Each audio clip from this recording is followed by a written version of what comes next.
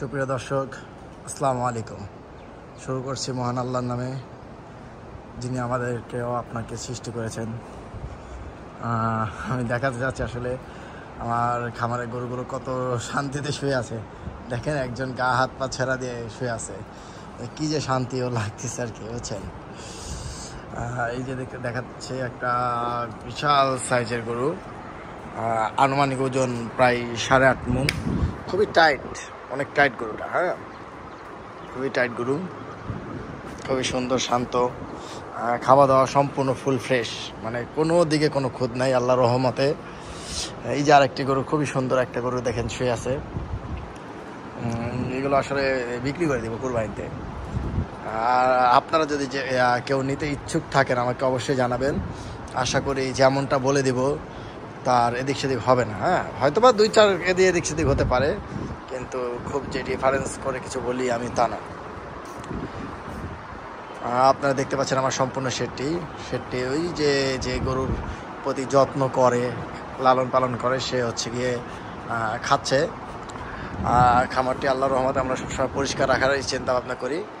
এই যে দেখেন বাচ্চা গরুগুলো শুয়ে আছে, এগুলো আমরা ছেড়ে রাখছি। আসলে ছেড়ে রাখলে দেখা যাচ্ছে গরুগুলো একটু নিজ স্বাধীনে চলাফেরা করতে পারে, ওদের ভালো লাগে বিষয়টা। গরুগুলো আমাকে কমেন্টে অবশ্যই জানাবেন যে গরুগুলো আসলে কেমন, এদের প্রতি কেমন যত্ন নিলে ভালো হয়, কীভাবে যত্ন নিলে ভালো হয়। আরও কোনো ভালো কোনো পদক্ষেপ থাকলে আপনারাও তা আমাকে সাজেস্ট করবেন। এই যে গরুটি দেখেন উঠে যাচ্ছে, আপনারা দেখতে পাচ্ছেন বিশাল গরু। এই হাড়টায় কাবু, ওইগুলোর মতো অতটা গোছ নাই। এটা শুধুমাত্র এক কথায় ফ্রেম দেখে কিনেছি গরুটা। মানে একটা গরু কিনতে যেরকম ফ্রেমের দরকার হয় সেরকম ফ্রেম, ঠিক আছে। যদি এটাতে গোছ লেগে যায় মাশাল্লাহ, ঠিক আছে, মানে যখন লাগবে আল্লাহর রহমতে সেই হবে। কারণ লম্বা চোরা উঁচা ফিট সব দিক দিয়ে একটা ক্রস বিটের গরু।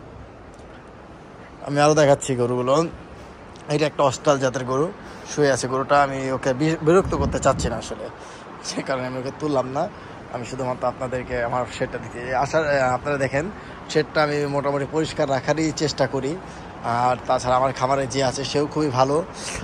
সে হচ্ছে কি আপনার খামারটাকে খুবই ভালোভাবে পরিষ্কার রাখে। এইগুলো প্রত্যেকটাই গরু কুরবানিতে আমরা সেল করে দিব, ঠিক আছে। এর মধ্যে যে এতটুকু গায়ে লাগানো যায় আর কি। হ্যাঁ,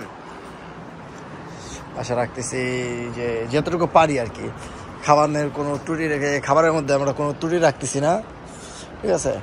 এই দেখেন আরেকটি গরু উঠে গেল, দেখাচ্ছে। সব কটা গরু দেখেন সুস্থ। এই দেখেন কত সুন্দর সুস্থ গরু, সম্পূর্ণ নাক ঘামাচ্ছে, কারোর হচ্ছে, দেখছেন, আপনারা দেখতে পাচ্ছেন খুবই সুন্দর সুস্থ গরু। এই দেখেন আরেকটা গরু আছে যে কিনা জাবর কাটতেছে, আপনারা দেখতে পাচ্ছেন। আমাকে জানাবেন, অবশ্যই আমাকে জানাবেন। আমাদের কোনো গাফলতে ফল থাকতে পারে, মানুষ মাত্রই তো ভুল, আমাদের ফল থাকতে পারে। এখানে একটা বকনা গরু আছে, একটা দুধের গরু আছে, এই দুধ দেয়। এর দুধটা খুবই ঘন দুধ।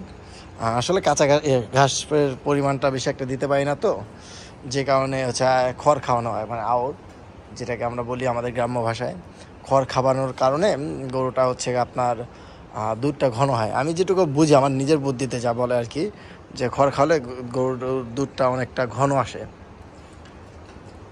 আচ্ছা, এই যে দেখেন আরেকটা গরু, এটা বকনা, একটা ফিজিয়াম ভালো মানের বকনা। এর মাটা নাই আমার কাছে এই মুহূর্তে, তবে এর মাটা আমার বাসায় ছিল, বিক্রি করে দিয়েছি আমি। এর মায়ের দুধের রেকর্ড ছিল হচ্ছে আপনার 16 লিটার।